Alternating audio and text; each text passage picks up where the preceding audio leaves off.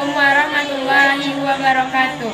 Saya dan Hikmah akan menjelaskan bab 5 bagian D, yaitu gerakan pembaruan dalam Islam.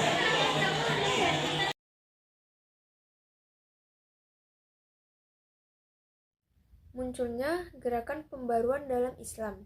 Gerakan pembaruan dalam Islam muncul sebagai respon terhadap kemunduran umat Islam di berbagai bidang serta tantangan kolonialisme Barat. Tujuan utamanya yaitu mengembalikan ajaran Islam kepada sumber aslinya, yaitu Al-Quran dan Hadis, menolak taklid buta, dan mendorong kemajuan sesuai dengan nilai-nilai Islam. Faktor pendorongnya terdiri dari 3, yaitu yang pertama, kemunduran peradaban Islam. Maksudnya ialah hilangnya inovasi dan kemajuan di bidang ilmu pengetahuan, pendidikan, politik, dan ekonomi. Yang kedua yaitu pengaruh kolonialisme Barat. Maksudnya ialah munculnya dominasi politik, ekonomi, dan budaya dari kekuatan kolonial Barat. Yang ketiga yaitu kritik terhadap tradisionalisme. Maksudnya ialah praktik keagamaan yang cenderung ritualistik dan menjauh dari esensi ajaran Islam.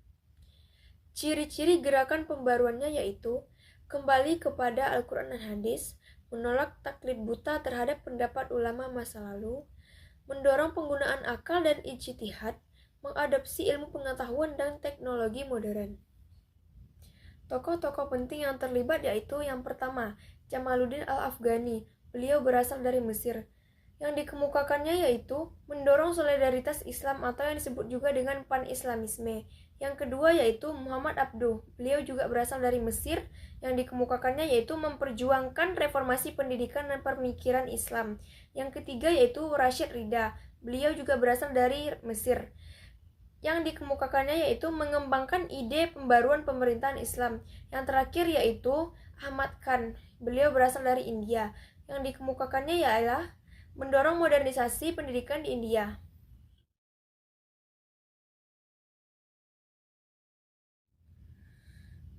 Dampak gerakan pembaruan Islam yang pertama yaitu meningkatnya kesadaran akan pentingnya pendidikan modern. Yang kedua yaitu perlawanan terhadap kolonialisme dan upaya untuk kebangkitan Islam. Yang ketiga yaitu reformasi sosial dan agama di berbagai wilayah Muslim. Gerakan ini menandai era kebangkitan Islam yang bertujuan memadukan tradisi Islam dengan modernitas.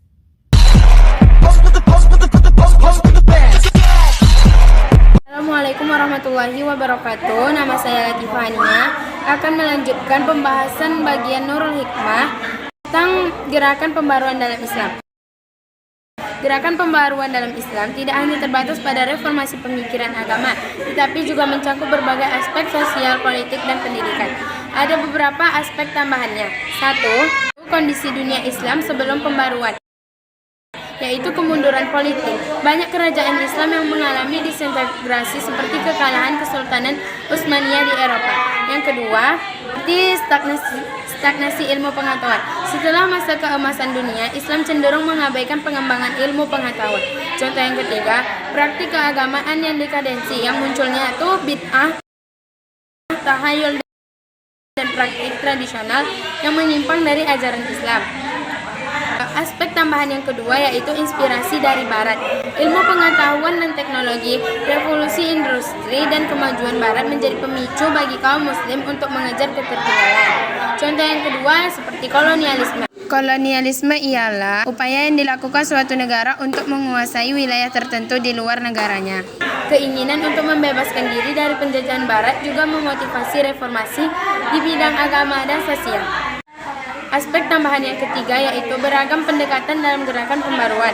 Pendekatan yang pertama yaitu pendekatan modernis yang berusaha memadukan Islam dengan modernitas. Tentunya menekankan pentingnya pendidikan dan rasionalisme.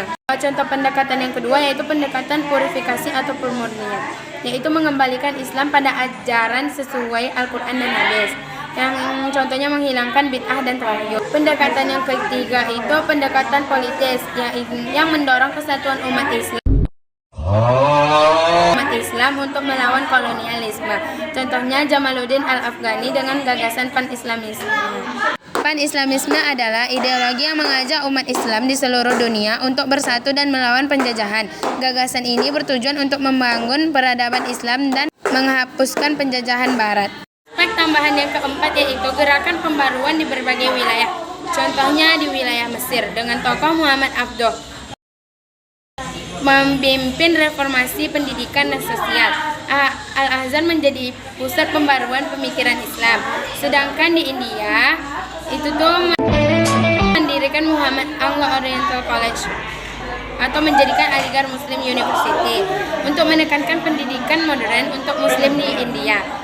Contohnya lagi di Indonesia dengan tokoh Kiai Ahmad Dahlan yang mendirikan Muhammadiyah untuk mendorong pendidikan Islam modern, mendirikan Nadalatul Ulama supaya menekankan moderasi Islam dan tradisi lokal.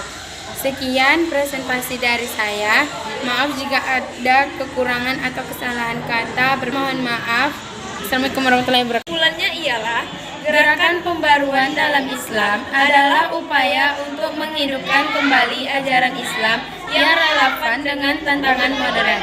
Ini mencakup reformasi di bidang agama, pendidikan, dan sosial untuk memperkuat umat Islam secara spiritual dan material.